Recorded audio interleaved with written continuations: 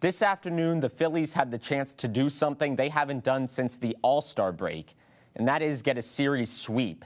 They could do it with a win over the San Francisco Giants this afternoon. Vince Velasquez on the hill for the Phils. He got off to a bit of a rough start. Top of the first, Brandon Crawford gets the scoring going for the Giants. He puts an RBI single into right field. Denard Span comes in to score. 1-0 San Francisco, but they give that one right back in the bottom half of the inning. Aaron Altair with a double to the outfield. Cesar Hernandez comes in to score. Fun fact, the majority of Altair's major league hits have been for extra bases. There's some cocktail party knowledge for you. This one went to extras, top of the 10th. Denard Span hits a homer to right field, his 5th of the year. That sinks the Phils. They lose 3-2. The Iron Pigs might look a little bit different tonight, and that's because they will call themselves the Festers. Who knew you could just change your team name like that? The new name is a tribute to Music Fest, which starts in Bethlehem tomorrow. And maybe they'll have better luck as the Festers because the Iron Pigs did not fly last night. They were run over by the Scranton-Wilkes-Barre Rail Riders by a final of 7-0. Pigs are now tied with the Riders at the top of the Northern Division. But even with last night's loss, the Pigs feel good about where they are. We got a good thing going. And, you know, baseball's obviously superstitious, so you don't want to mess with, you know, a good thing going. But, I mean, right now, everybody's having a lot of fun. Everybody's playing for each other, which is huge. You know, I've kind of been here for a couple years, so you can kind of see which guys like play for themselves and play for the team. And right now, I mean, regardless of who it is, you know, guys they're not selfish. They're playing for the next guy. So tonight, for the division lead, here is your pitching matchup. David Buchanan going for the Pigs. He's been doing a credible Steve Carlton impression lately. He's only given up 2 earned runs in his last 4 starts. This one gets started at 7:05. The Global Sports Spotlight has landed on Rio. The opening ceremonies for the Olympic Games will be held tomorrow, and we do have some local athletes hoping to bring home the gold. That includes the only 2 male track cyclists to represent the Stars and Stripes, Topton's Bobby Lee and Percy's Matt Baranowski. Both of them have trained at the Valley Preferred Cycling Center in Trexlertown. Marty Nothstein, an Olympic gold medalist himself, has mentored both of them. Nothstein believes that Baranowski has an edge that could help him when he hits the track next week. You know, he's one of the dark horses. He's a great keirin rider, which is what he'll be competing at the Olympic Games. You know, he's probably one of very few riders that gets to focus on one event and one event only. A lot of those guys will be competing in multiple events. So Matt gets to sit around and really focus on what his specialty is, which is the keirin, which is a great thing to do. Well, there's good news and bad news for the Philadelphia Eagles. Which one do you want first? I'll give you the good news first. We're 1 week from the start of preseason. Bad news, there are some injuries to deal with. All-Pro left tackle Jason Peters left practice with a quad ailment, and safety Malcolm Jenkins pulled a hamstring. Despite the injury, defensive coordinator Jim Schwartz had high praise for his starting safety. Malcolm's a really good player, and I've been very pleased with Malcolm and Rodney through training camp. But the facts are we need those guys behind them to step up. We need to find out who's going to be our 3rd and 4th, and maybe even a potential 5th with special teams and stuff like that. And it's worth noting that neither injury, Peters or Jenkins, is expected to be serious. For all of us here at 69 News, I'm Andrew Goldstein. Thanks so much for watching.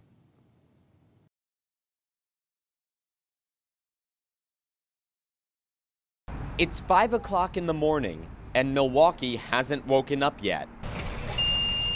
Well, maybe there's one exception. No matter what time, it's never easy to wake up when that clock has the number 4 in front of it. For Coach Kyle Stanley and the Marquette crew team, 5 a.m. practices have become a way of life. They have classes too, and so we have to fit this in, and they're willing to make that sacrifice from 5 to 7 a.m., and that shows really their dedication to the sport and this team. One rower in particular stands out, Sarah Reese, the program's first All-American. Reese only started rowing at the end of her freshman year, but made major improvements that summer. One thing that set me back freshman to sophomore year was my technique, and then after I got that done, I was able to row more efficient, which caused me to row faster. There we go. A little faster, that hands away though. That efficiency is put to the test on the river, where both control and positioning are key. One of these 8-person boats can be 60 feet long. Sarah usually goes right in the middle where the strongest rowers are. But every position has a role to play. Rowing, I feel like, is the ultimate team sport because we all have to be in sync together, and you're only as fast as your slowest person. The rudder broke off. That lesson becomes relevant when Reese's boat has a broken rudder, and the whole team has to row back to Your shore. pressure is depending on how you're steering, okay? Open 4-hole in the mall, flights chasing them down. Meanwhile, the 2 remaining boats finish practice with an all-out sprint. Show that you want it! Drive for it! Drive for it! I saw a beautiful race at the end of today, and they're all pumped about that. That shared experience for them, that's why they come down here.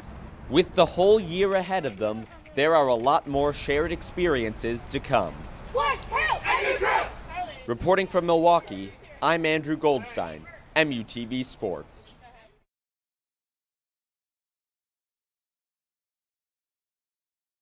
Joanne Persico wants to talk this over with her team. It's 27-26 Golden Eagles. Let me remind you folks that St. John's had this set almost in the bag. They had 24-21 with the serve, with one of their best servers, Erica DeMalo, back on the line. She hit an error, and Sarah Blazier was able to deliver 2 straight points from the line for the Golden Eagles. And ever since then, Marquette has looked a heck of a lot more confident. So some set stats for you. St. John's hitting 209. Marquette only hitting a hair above them at 250. Marquette also making gains in the blocking battle. They're now only being outblocked 4.5 to 3. Still not great, but better than the 3.5 to 0 margin that existed not too long ago. And Jenna Rosenthal has to take a lot of the credit for that. She is doing a lot better job at reading DeMalo and really pressing herself up against that left pin. Trabali has made her home up on the left side of the net because she knows that there's not much margin for error there. Even if Rosenthal or Barber or Blazier or one of the other players do get a hand to it, it's likely to fall out of bounds. But Marquette's done a nice job at closing up their blocks, and because they've done so, they have a chance at set point here. Jenna Rosenthal back at the line. It's Cast, Wagner, and Karkanen in the front for St. John's. Sanabia, Trabali, and Chin in the back. And that'll be a point for St. John's. Julia Cast gets it to go. It's 27 all. These teams played an especially long set in their last match too, 32-30. In fact, in their last 2 matches, they played at least one set where in each of them where a team has had to go to at least 30 points. And Neiman hits it long there. That didn't look long to me. The refs conferring about this. Both teams seem pretty strident in admitting that, in arguing their side. So the refs will confer. Looked in from this vantage point, but to be fair, our broadcast table is on the opposite side of the court from where it was. And after the refs confer, it is a Marquette point. Coach Persico has 2 challenges left. If she would like to use one here, she certainly can. But the downside to that for her is there has to be clear video evidence since the call on the floor was Marquette point. It doesn't look like she will use a challenge. So serving for set point is Sarah Blazier. And Julia Cast rips it. Haug with the dig. Barber short hit. Trabali's there. There's the hit from Cast. Haug. Blazier jousts at the net. Down to the floor is DeMalo. Trabali back row attack, and she gets it off the block and out of bounds, so it's 28 all. What a set we have in the early goings here. Allie Barber just didn't arrive there in time. And if you were to watch the replay, you would see that their bodies were pointed towards the opposite sideline. If your bodies are pointed there, that's where it's going to go. So 28 all, DeMore on the serve. Blazier sets it up for Neiman off the block, and they're going to call that a St. John's point. Net violation on Megan Neiman. I guess one of her hands was in the net there. You can sort of see it move from this angle. So it's 29-28 St. John's. Delaney DeMore will serve for the set now. Does Ryan Tice want to challenge this? Looks like he's talking to the ref about something. The challenge was whether the touch was inside or outside the antenna will go to review. All right, Coach Tice is going to use his second challenge in just the first set. Megan Neiman's touch might have been on the outside or the inside of the antenna. So we will see. And if the call is reversed, it'll be Marquette's set point. Usually I like to play armchair referee. I know it's something I shouldn't do, but I do it all the time. But on this one, I can honestly say that I can't do that because I did not have a clear view. Although it looks like the refs did. And they are going to uphold the call. 29-28 St. John's still.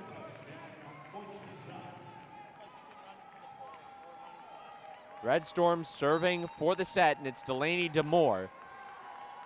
She had a set-winning serve against Seton Hall a couple weeks ago, but she's unable to replicate it there, 29-all. And this is what I like to call a dinner check set. If you ever go out to a restaurant and you see people fighting over the check like, I got it. No, no, please, I insist. That's what these teams are doing right now. No, you take the set. No, no, please, you take it.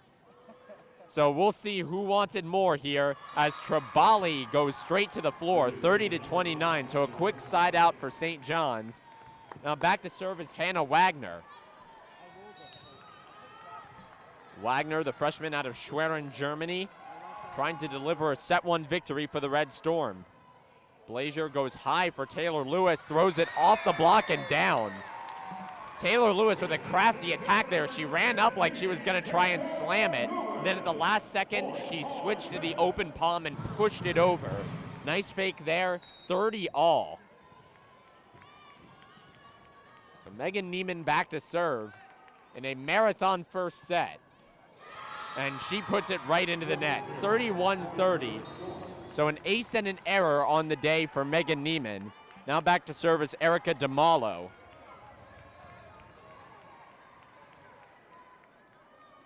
DeMalo has an ace and an error as well.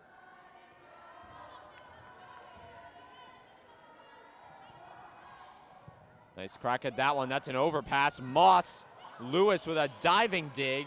Saves that one. St. John's will run in system, though. On the outside, it's Tribali off the block and down. That'll do it. So a hard-fought first set goes to the St. John's Red Storm, 32-30. Unbelievable. These teams have no regard for my voice.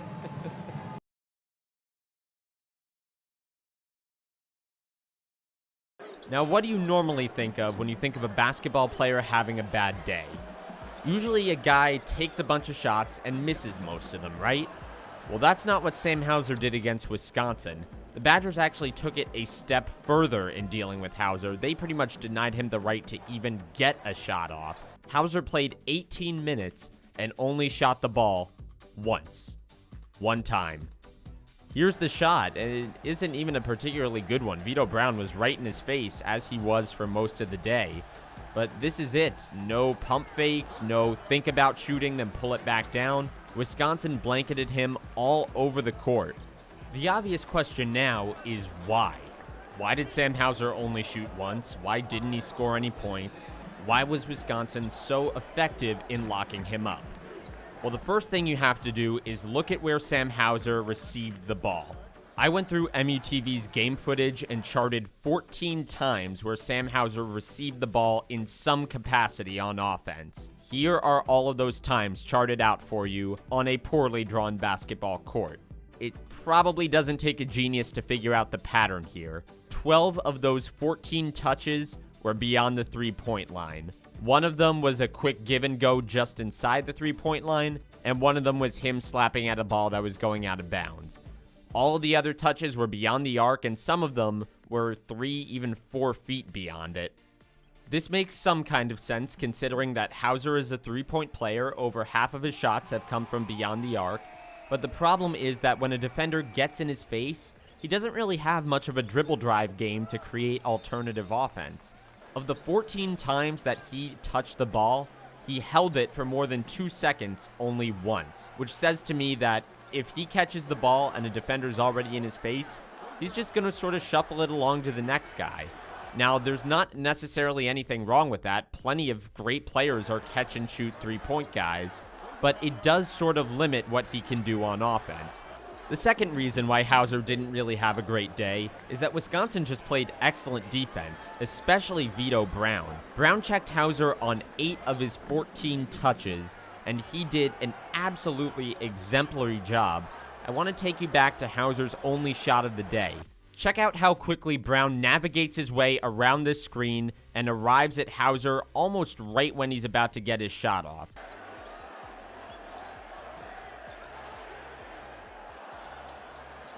Now, that was great defense by Brown, but it also wasn't a really effective screen from Fisher either.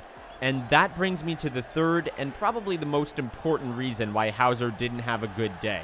His teammates did not get him shot attempts. Like we mentioned earlier, very few of Hauser's three-pointers, if any, are created off his own dribble. Instead, teammates set screens for him, they hit him on the slash and kick, they run fast breaks that leave him open at the three-point line. You get the idea. Most of Hauser's threes are caused by things that his teammates do to draw attention away from him. Well, in the Wisconsin game, his teammates didn't really do much that would cause Hauser's defender to need to leave. Most of the time, the Badgers were able to play man-on-man defense just fine. They handled screens well. They didn't allow guards to really get into the paint. Marquette didn't run the fast break with the kind of regularity that they normally do. There were none of the prerequisite conditions in place for Hauser to get open shots. To illustrate that point, let's take a look at this play. The way this is laid out, we start with a ball handler up top, Luke Fisher setting a ball screen, and Sam Hauser in the right corner. The goal of this ball screen up here is to get the defender guarding Marcus Howard to instead guard Luke Fisher, and vice versa. That way, you get a taller, slower defender on a speedy ball handler in space, and you get a smaller defender on a post player down low. Now, if that happens, there are a couple of options for the offense, and they're all good. Marcus Howard could drive to the basket or pull up for a jumper. He could pass to Luke Fisher, who will likely get an easy shot attempt. Or, if the help side defense comes in from the right, they could swing it to Sam Hauser for an open three-pointer. It's through plays like these that Marquette's offense tends to work the best. But once again, that's all contingent on these two guys switching who they're guarding. And that doesn't happen here. Instead, Wisconsin negotiates the screen well. Both of their guys are still right in front of their assignments, and as a result, Sam Hauser doesn't really have anything to do with the ball once he gets it. There is some good news, though. The first is that Hauser played pretty solid defense. I counted 7 instances where a player he defended took a shot, and only 2 of those shots went in. Here's the first. This was just a miscommunication with Fisher that probably wasn't even Hauser's fault. The other one was, to some extent. He got caught ball watching and Nigel Hayes cut to the basket for a layup. But everything else was really good. He had a couple solid closeouts on Bronson Koenig, Nigel Hayes. He defended some of the best scorers in the entire country and probably did the best job of any Golden Eagle. The other reason to be optimistic is that he's only a freshman. This is his 10th collegiate game, by far the biggest one he's ever played in.